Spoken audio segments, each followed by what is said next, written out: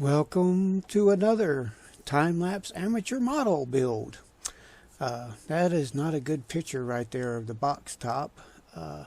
As you can see from the box top, it says Gordam FullArmor. I don't know where I picked this up. Probably at a convention years ago. Could have been a model shop over in Huntsville. It was a long time ago. But I found out when I took it off the shelf that this was not the Bandai brand at all. It was, I can't even remember the name of the brand. It's kind of hard. I should have it in front of me, but I don't.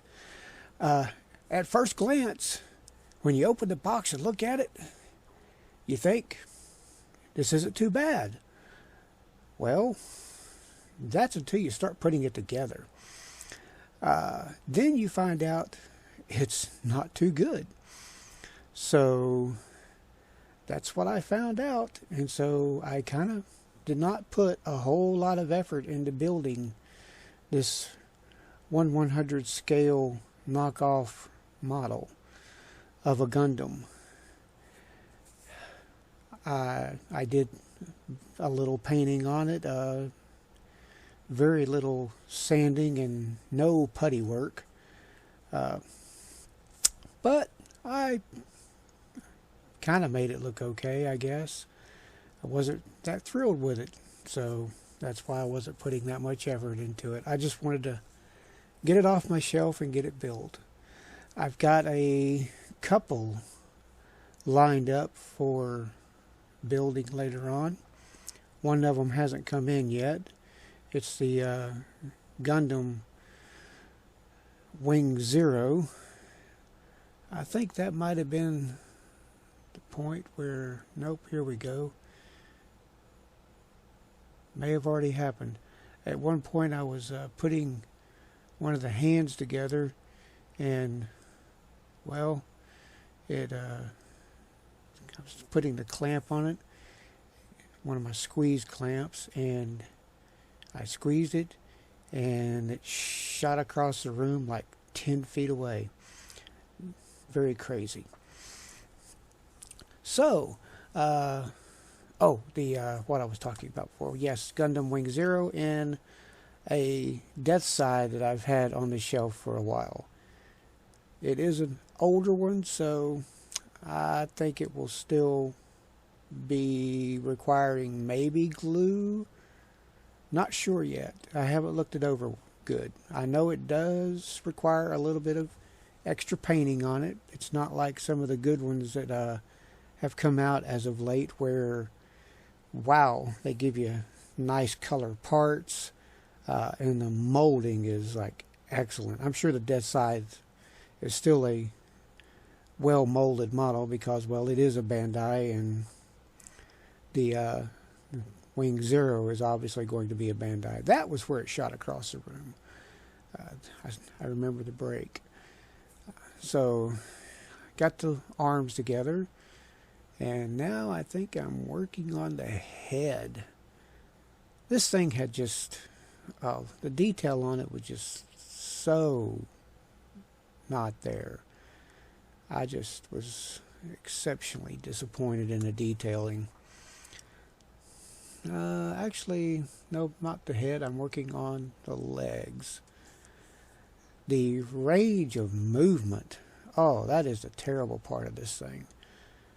Those hands, they just swing back and forth. There's no universal ball wrist joint action to them at all.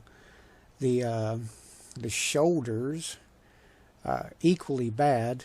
They basically are locked in on a pin to the body, so they just move up and down.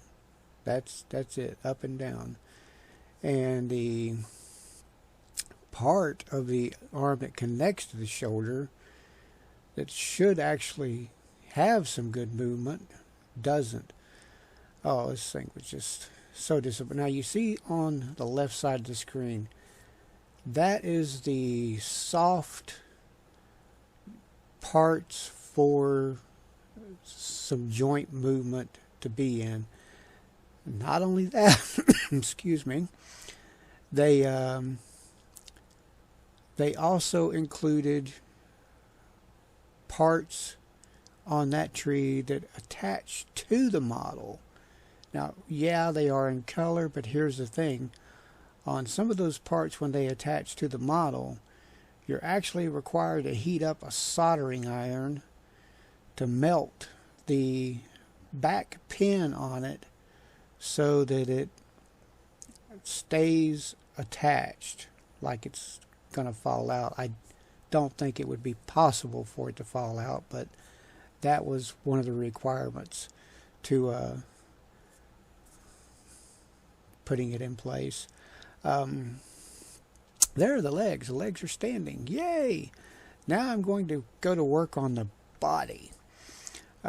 No, actually I'm working on one of the guns. Now here is an interesting thing about this model. It comes with a working bazooka. Yes, it is a spring-loaded bazooka that, once again, if you look over to the left side of the screen and you see under my green screwdriver box, there's a little section there of the 6mm plastic BBs that fit into it, and you can fire them. Not very well, but you can fire them. That's kind of crazy that actually does do that. So there you go. And they come with a neat working bazooka. The other thing I found as I progressed into the body section here, right now I'm not doing the body yet, I'm trying to actually detail one of the guns. Why? I don't know. Just because.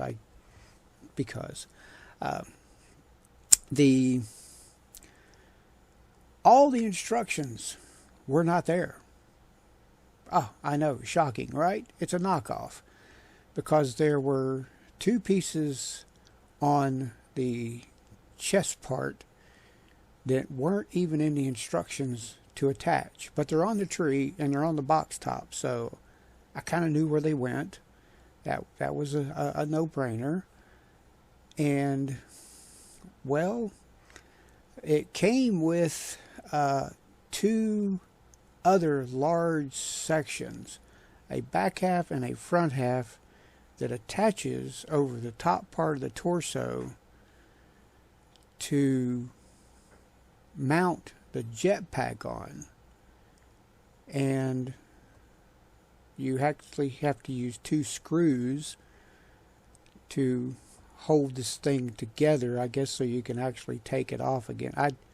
After messing around with it a little bit, I decided there was absolutely no reason to even use it, so that went into the discard pile. And the other part of the instructions, which show, well, a paint scheme for the model.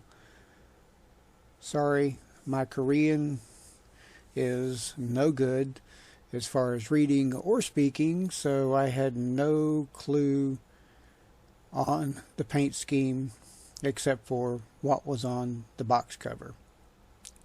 Now, another interesting thing with this, the legs were incredibly, I guess you would call them kind of generic.